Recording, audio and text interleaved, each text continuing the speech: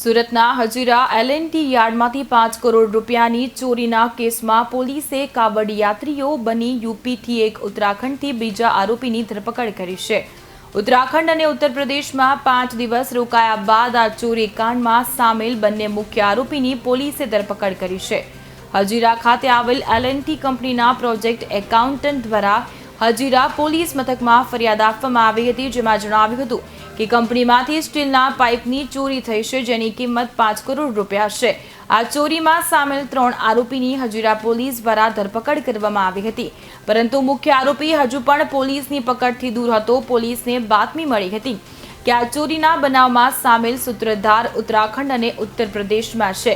આરોપીઓની ધરપકડ કરવા માટે હજીરા પોલીસ સ્ટેશનના પોલીસ કર્મીઓની 2 અલગ-અલગ ટીમ બનાવી તપાસ અર્થે ઉત્તર પ્રદેશ તથા ઉત્તરાખંડ ખાતે મોકલવામાં આવી હતી। બંને આરોપીઓ પર વોચ રાખવા માટે હજીરા પોલીસ મથકના કર્મચારીઓ કાવડયાત્રી બન્યા હતા, જે બાદ પોલીસે બંને આરોપીની ધરપકડ કરી સમગ્ર મામલે વધુ તપાસ હાથ ધરી છે।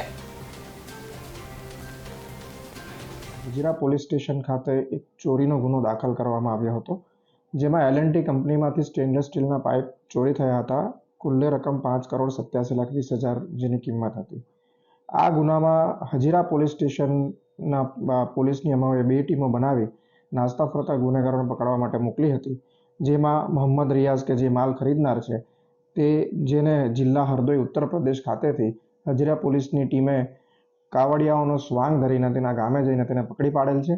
તેમજ વિવેક શર્મા કે જે આ કેસનો મુખ્ય આરોપી છે તેને ઉત્તરાખંડ ખાતેથી પકડી પાડવામાં આવેલ છે।